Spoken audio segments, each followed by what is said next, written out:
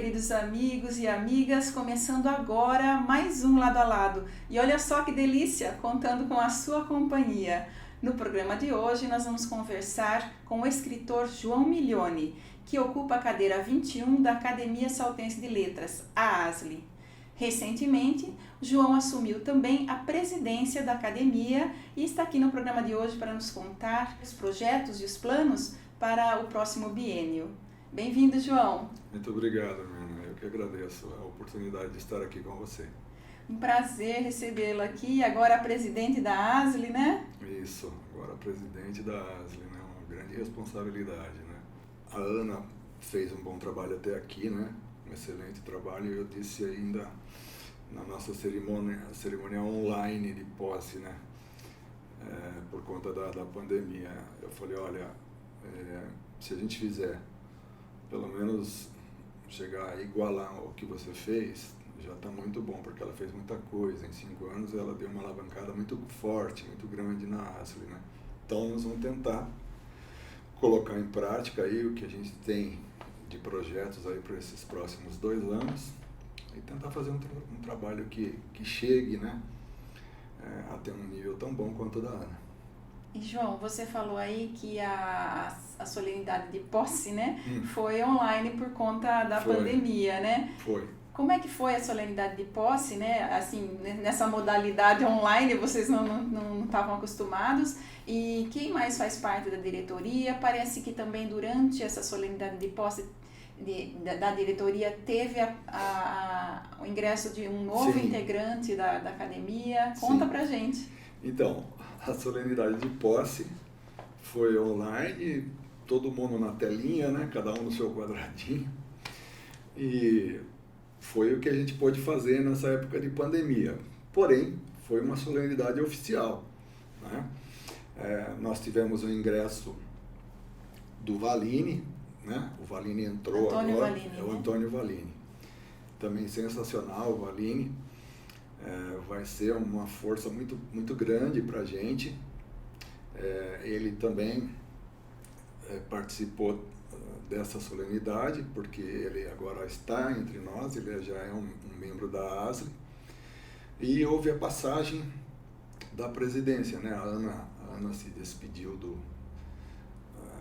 da época dela, vamos dizer assim, né? Do mandato dela, que terminou, e passou a presidência para mim. Então, hoje, nós estamos da seguinte maneira: eu estou como presidente, o seu marido é o vice-presidente, Romeu. o Romeu, e aí nós temos o Marco, que é o Marco Ribeiro, que é o nosso diretor de Relações Acadêmicas, o Jorge Duarte, de Comunicação.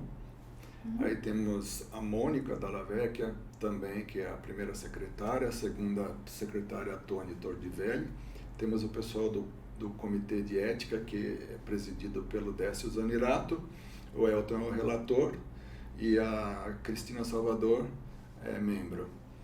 Muitos deles já estiveram aqui, a Ana Ossa já esteve, o Marco Ribeiro, né, o Elton Zanoni, o Jorge já esteve aqui também. Então, aí daí tem o pessoal do Conselho Fiscal, que é o Berloffa, né, que está presidindo o Conselho Fiscal. Enfim, a gente deu uma renovada, uma mexida, né? O André Palhardi também está.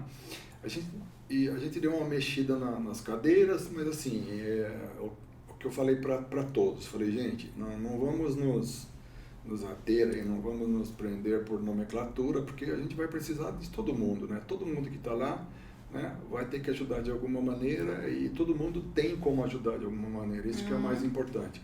Então, o grande segredo para que a ASLE continue vibrante, continue forte e fazendo a cultura andar pelos corredores da cidade é a participação de todo mundo mesmo. E João, então quais são esses planos, esses projetos que você tem aí para o próximo biênio?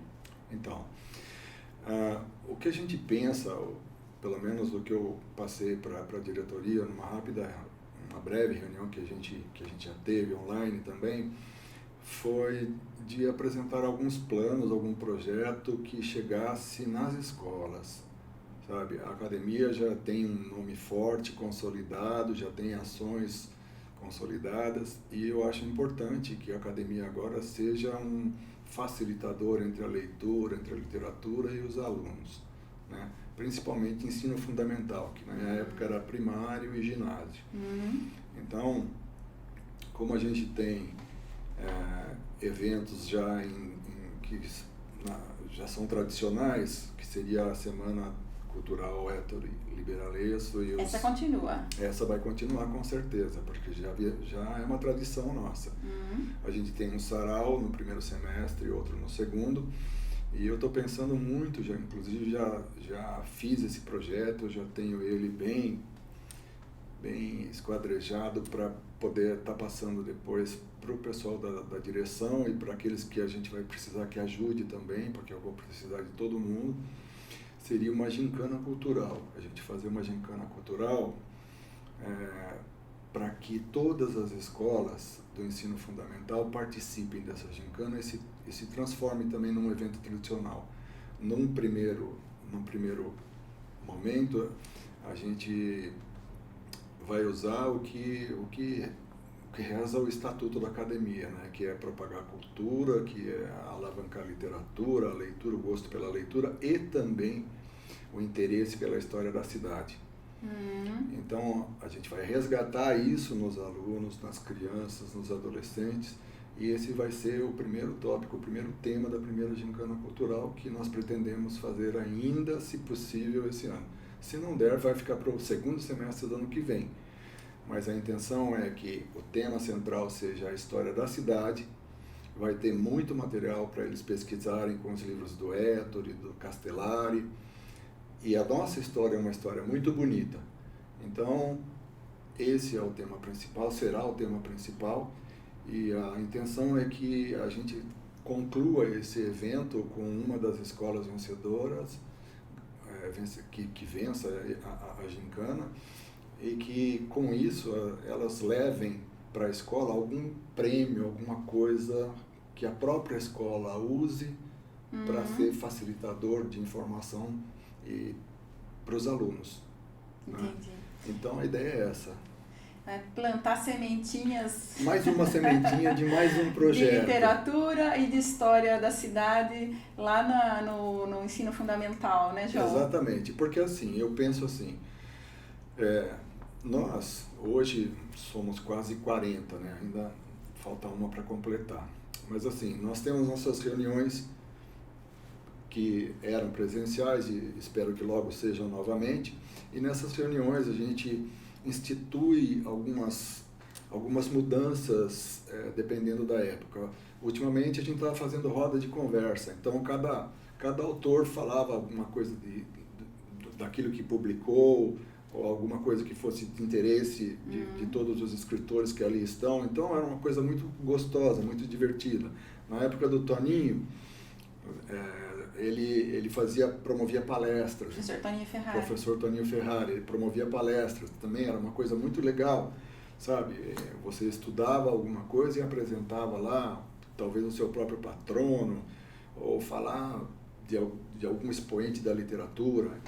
Então, assim, cada um teve o seu jeitinho de transformar aquela reunião num momento gostoso para nós, mas a gente tem que levar esse momento gostoso para as escolas também, que seja prazeroso para as escolas, para os estudantes, né?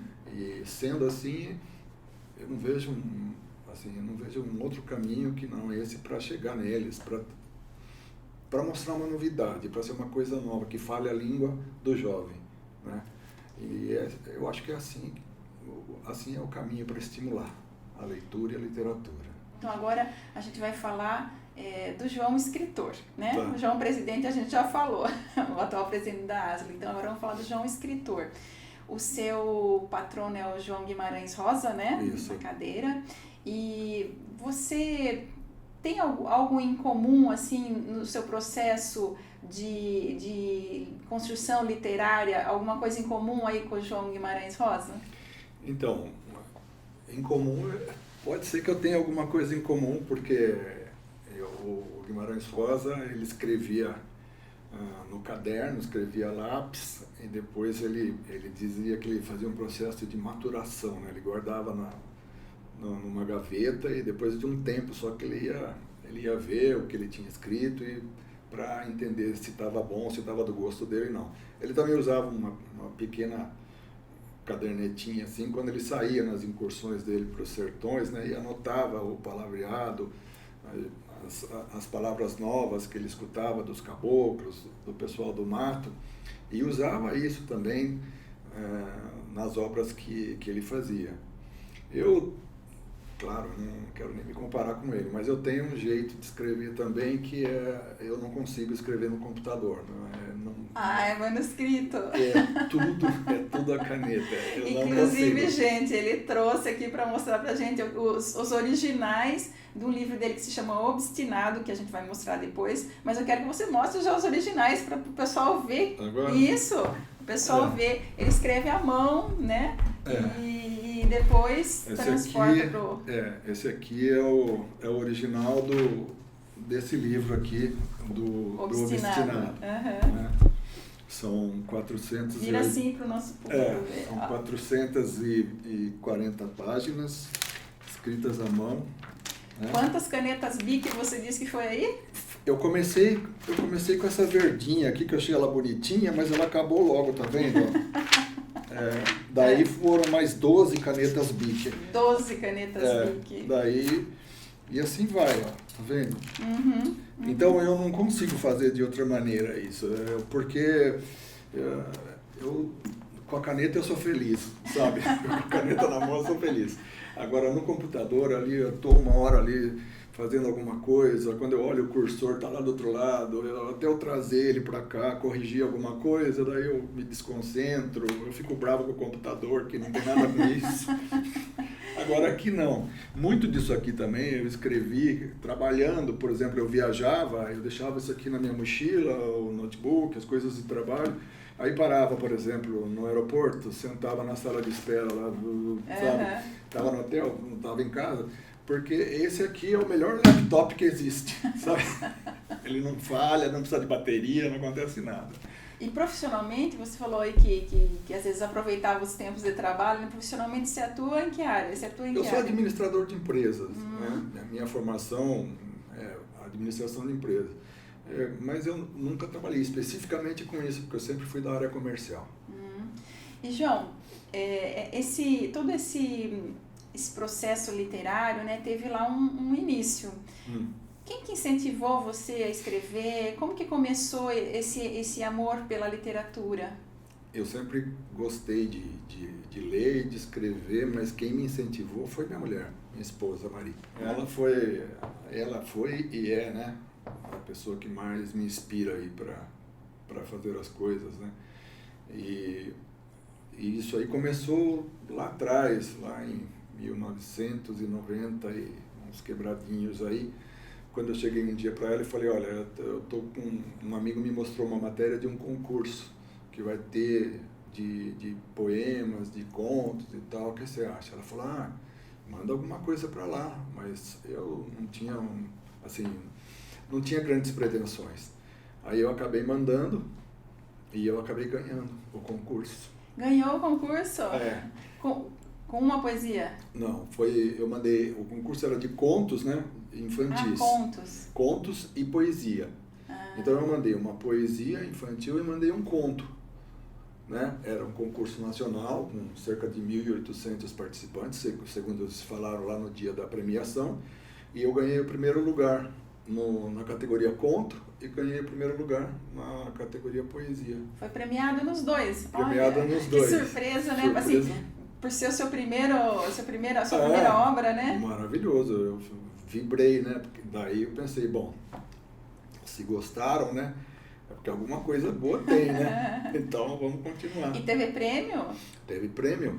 Eu ganhei na época 1.500, eu não lembro se é cruzeiros ou reais, mas eu ganhei 1.500 de cada premiação. E aí com esse dinheiro eu comprei o computador. Olha que beleza! Aí saiu no lucro, né? Naquela época era um 486, sabe aquele 486, aquele computador? Uma televisão quase. Um monitorzão, teclado e tal.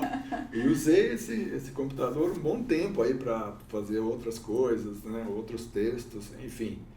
Foi assim, a primeira pedra da escadinha, dos degraus, né? E aí, estou nesse caminho. E João, você escreveu esse conto, essa poesia que já eram infantis, né? E você escreve muito na linha infantil, infanto-juvenil, não é? E tem vários livros já cadastrados na Biblioteca Nacional, né? Sim. E tem também um na linha adulto, né? Tenho. Então vamos falar desses livros aí. Os que estão publicados, da linha adulto, vamos começar com o Obstinado, então. Certo. Como é que foi aí a produção do Obstinado? Da onde você tirou a ideia? Como é que surgiu o livro? Vamos mostrar aqui, né, de novo a capa do livro. Então, olha, gente. Esse livro, eu tinha na mente assim algumas ideias. Eu falo que eu monto um esqueleto do livro, né? E eu queria escrever alguma coisa que fugisse um pouco do tema infantil, do tema infanto-juvenil. Porque eu queria sair um pouco dessa linha e fazer alguma coisa... Sair da própria zona de conforto, exatamente, né? Fazer alguma coisa diferente. E eu tinha algumas ideias.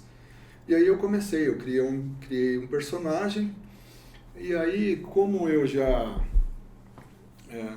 mudei muito, né, de lugares e de cidades, por conta da época que meu pai trabalhava numa cidade e depois em outra, eu fui usando esse tema, assim, de chegar num lugar e tentar explorar esse lugar. E esse lugar era São Paulo. Aí o personagem sai de um lugar do interior e acaba indo para São Paulo sozinho para começar a vida dele lá. E aí eu fui criando um tema para isso, né? E achei legal colocar um suspense, colocar alguma coisa interessante que prendesse, né? E fui por esse caminho. Fui tentando fazer dessa forma. E esse Obstinado, de que ano que é, João? Ele é 2011, né? 2012. E foi o pessoal aqui de Salto que fez mesmo E hoje encontra-se para vender pela internet? É pela internet, né? Ele tá na internet para venda. Ele já ficou à venda aqui em algumas livrarias. Eu fiz alguns contatos com as livrarias na época, fiz autógrafo, noite de autógrafo, essas coisas e tal. Mas a gente sabe que quem vende livros são os caras que são famosos, que tem aquele marketing gigantesco das editoras gigantescas também. Nós aqui fazemos por puro prazer. Por amor à arte, né? Por puro prazer mesmo, né? Então você fazer e depois ver ele editado, com uma capa bonita e tal, essa é a grande satisfação que a gente tem, né? Essa é a verdade. E aí, para público adulto, você não se interessou mais, você voltou para o público infanto-juvenil. Então, na verdade, eu fiz várias coisas que eu tenho catalogadas, registradas na Biblioteca Nacional para público infanto-juvenil. E aí eu agora fui para o Obstinado, eu fiz e tenho mais 2 projetos já que estão semi-prontos, vamos dizer assim. Para adulto? Para adulto. Ah, tá. São histórias que já estão mais ou menos engatilhadas e tal, que já estão escritas, uma boa parte, mas que ainda vai depender de algumas coisas para eu poder montar um livro, né? Estão no forno ainda, exatamente, né, para fazer disso um livro, né? Mas assim, o interessante é o que eu gosto é de tentar fazer alguma coisa nova, né? Então, o infantil. Vamos ver os infantis, então. Aquele que você já tem editado, qual que é? O que eu tenho editado é esse aqui, o meu primeiro livro é esse aqui. A Brilhante Amizade, olha aqui. Esse é o meu primeiro livro. Ele foi lançado, esse livro é interessante, ele foi lançado numa Bienal em São Paulo. E aí o pessoal da editora falou, João, você não pode vir e ficar aqui pelo menos uns 2 dias na Bienal e tal, para a gente fazer o lançamento do livro e tal. Eu fui, eram 3.000 exemplares. Aí ele levou e aí vieram várias escolas, sabe? Então fazia fila de crianças pedindo livro, eu fiquei autografando, eram 3.000 livros, se eu não me engano, na primeira edição, ele vendeu tudo. Olha que beleza. Todos os vendidos na não, Bienal? eu não autografei os 3.000, Uhum. uma parte disso, mas muitas livrarias vieram e compraram porque as escolas pediam. Eu recebi de professoras, assim, de várias escolas, trabalho que os alunos tinham feito com o livro, o trabalhinho deles, eu tenho guardado em casa. Muito legal. Então, até depois, quando... E as ilustrações são muito bonitas também, viu, João? As ilustrações, isso aí a Mari fazia faculdade na época, a Unicamp, né? E quem ilustrou foi uma amiga da Mari e o irmão dela. Ah, muito legal, viu? Então foi um processo meio entre amigos, assim, né? E eu fui falando para ela como eu queria, e ela foi desenhando, o irmão dela também, e aí eu levei para o pessoal da editora lá em São Paulo, eles aí eles colocaram isso num formato que desse para usar no computador e tal, e ficou assim. E o outro que você trouxe aí, esse aí está em fase de produção ainda? Esse aqui eu ia lançar ele porque ele já está praticamente pronto, né? É o Ópera da Natureza. Então aqui esse livro ele é legal porque ele tem 32 estrofes, ele é todinho em versos, né? Com versos, rima, também uma novidade aí, né? Esse livro eu considero minha obra-prima em matéria de versos, de encantamento, assim, porque quando eu estava fazendo esse livro e eu estava escrevendo, eu estava em casa escrevendo um dia com essa ideia, eu queria uma ideia assim diferente para falar e apareceu em casa um rapaz e ele falou: o que você está fazendo? Eu falei: estou escrevendo um livro infantil aqui, uma história assim, assim. Ele falou: meu, essas histórias acabam tudo com viveram felizes para sempre. Criançada de hoje em dia gosta de coisa trash, de acabar com sangue, com morte, com essa. Eu falei: meu, eu não consigo fazer isso. Falou: mais fácil que o caminho é esse. Então a história aí é de um sapo cantor de ópera. E ele vai no brejo cantar a ópera. E quem é o maestro? É um besouro, né? E aí, tá aqui na capa, né? É o besouro, né? E aí o que acontece? Eu faço, até a metade do livro, o sapo está cantando, ele não aguenta de ver o maestro, ele vai e engole o maestro. Então, ele engole o maestro, daí eu pensei, bom, fim. Daí eu terminei e fiquei com aquilo na cabeça, falei: ah não, mas não pode ser isso. Daí eu... Coitadinha das crianças que vão ler, né? Vão ficar com aquele sentimento, mas como assim? Daí eu falei: não é possível, não dá para ser assim. Como ópera sempre tem 2 atos, né? Primeiro e segundo, né? Aí eu falei: não. Aí eu volto, o maestro tem aquela batuta, né? Eu faço o maestro dar uma cutucada assim por dentro na boca do sapo, ele abre a boca e o maestro sai. Ufa! Muito legal. Esse livro, A Ópera da Natureza, você já tem ideia, assim, quando que você vai estar... Agora está tudo meio parado por conta da pandemia, né, João? Eu pretendo lançar ele logo, sabe? Já era para ter feito isso antes. Ele tem aqui as atividades prontas já, que a Mari fez também, né? Porque assim como ela fez desse livro aqui, ela fez... Interpretação de texto. Isso. As atividades dela, que é a professora em casa, né?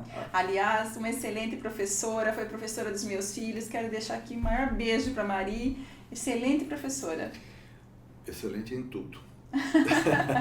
Olha aí, ganhou um elogio do maridão, hein, Mari? E você já falou que já escreveu conto infantil, poesia infantil, escreveu um livro para adulto, tem outros 2 livros para adultos aí no forno. E peça teatral, você já se aventurou? Então, eu já escrevi uma peça teatral. Ah, escreveu? Já escrevi uma, ela chama-se O Compadre de João Carrasco. Essa peça, o tema dela é um assunto que eu gosto bastante, que é o cangaço. E a gente tem lá na nossa academia, nós temos o Sabino, né, que é um especialista nisso. Mas para eu escrever isso, na época eu nem conhecia o Sabino ainda. Como eu gostava desse tema, E eu queria escrever uma peça porque é diferente, é muito diferente, porque é só diálogo, né? É uma pessoa dialogando com outra e assim sucessivamente. Muito diferente, porque quando você faz uma narrativa, você pode viajar, você pode escrever o que você quiser, você está narrando, né? Você pode contar a história de uma mesinha, falar da madeira dela que veio lá da floresta e chegou na serraria. Até chegar na mesa, você pode escrever 4 folhas. Agora, o diálogo, né, ele é muito diferente, ele tem que ser dinâmico. Aí eu lembrei de um cidadão que eu tinha muita amizade com ele, chamado Valderez, e falei para ele... Antônio da Silva. Exatamente, falei para ele, Valderez, eu estou pensando em escrever uma peça, o que eu faço? Como é que eu faço? Ele falou, olha, toda peça tem que ter conflito. Eu falei, mas tem que ter conflito? Como só conflito? Ele falou, não, conflito é a ideia, tem que ter a dinâmica, né, para a pessoa não dormir na cadeira. Eu falei, então eu vou escrever umas páginas, aí eu mostro para você. Ele falou, então você vem aqui tal dia em casa, vamos tomar uma cerveja. Eu escrevi umas 10 páginas, levei para ele, falei, e aí, o que você achou? Ele falou, não, eu não achei nada, deixa aí, vamos tomar cerveja. Eu leio, semana que vem você volta. E foi assim, fui fazendo desse jeito. E ele dando os pitacos dele, sabe? Sim. Falando, olha, gostei, ficou muito legal. E a coisa foi indo, foi de um jeito que ficou engraçado. A peça ficou dinâmica e ficou engraçada, sabe? E ao mesmo tempo eu usei muita literatura de cordel, eu usei muita rima. E usei personagens engraçados, sabe? Meio apimentados, assim. E o Valderez estimulava esse tipo de coisa, né? O próprio começo da peça, assim, é literatura de cordel pura. Tem um personagem que chama Andorinha, o personagem, e ele é um cara, assim, é o fofoqueiro da cidade, assim, né? E ele encontra um outro que o apelido dele é Bicoca. E um encontra com o outro, e ele está vendendo literatura de cordel. No Nordeste é muito comum você ver, né? Por isso que chama cordel, porque eles põe um cordãozinho e pendura o livro, né? Então ele fala, quando um encontra outro, ele fala tudo baseado na rima da literatura de cordel. Ele vê o Bicoca chegando, ele fala assim, cordel, olha o cordel, quem não lê não vai pro céu. Tem pro moço e pra menina, pros miolo é vitamina, tanto verso e tanta rima nesses livros de papel. Aproveita e leva agora que tu pode ler a história, porque o Andorinha aqui já tem tudo lá na memória. Entendeu? Então, a peça corre desse jeito. Ele fala, o senhor é cantor? Ele fala, não sou cantor, sou poeta declamador. E assim vai, sabe? E a coisa começa a ficar engraçada. Então, foi por esse caminho. E tá pronta, né? E tá pronto. Já foi encenada? Infelizmente ainda não foi. Ela seria encenada por uma equipe, um pessoal de teatro lá de Porto Feliz, porque um deles trabalhava comigo, ele se interessou.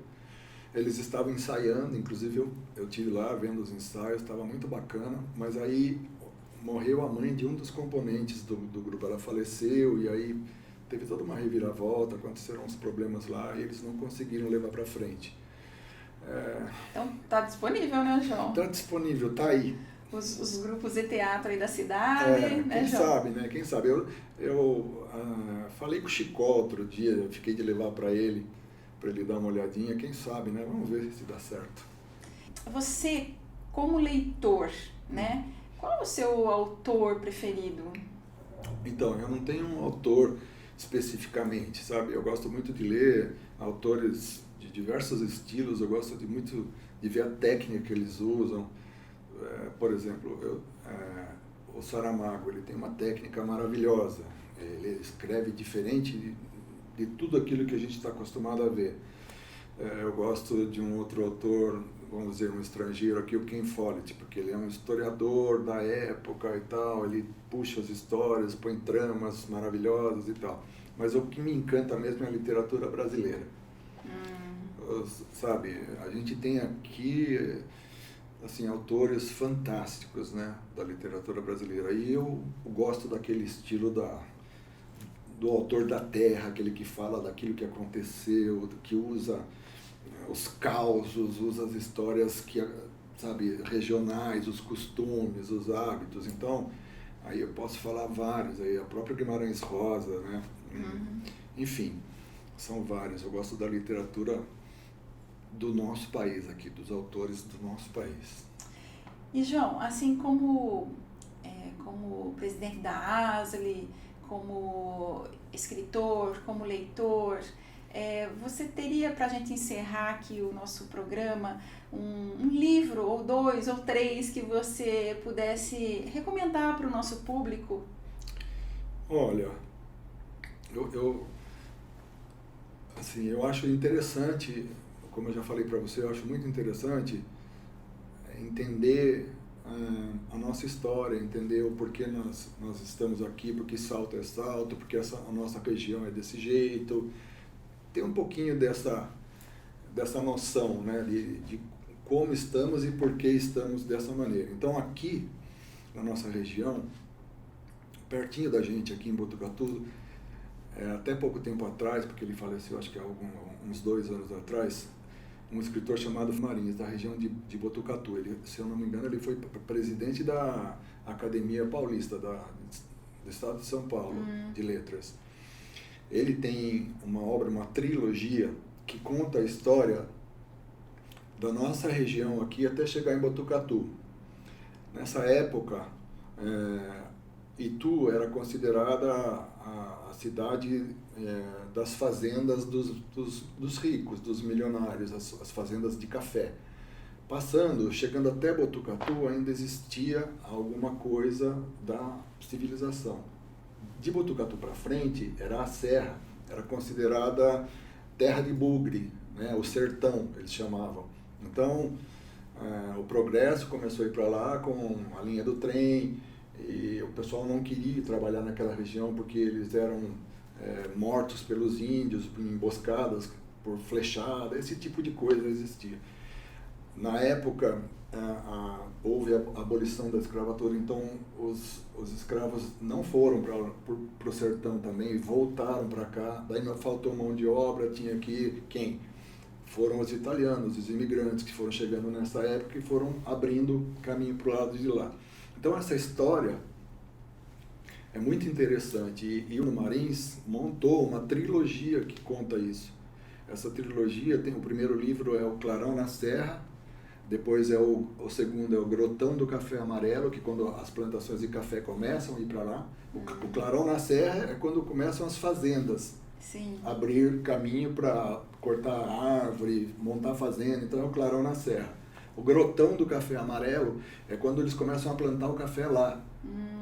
E aí, a terceira obra é A Porteira Bateu, quando começa a fase política, da montagem da política das cidades e tal. Então são três livros que eu indicaria: o Clarão na Serra, o Grotão do Café Amarelo e A Porteira Bateu. João, eu queria agradecer a sua presença aqui no Lado a Lado, viu? Desejar aí sucesso nesse próximo biênio aí à frente da ASLE. Muito obrigado. Tá bom? E também aí sucesso aí nos seus próximos livros que estão aí no forno ainda.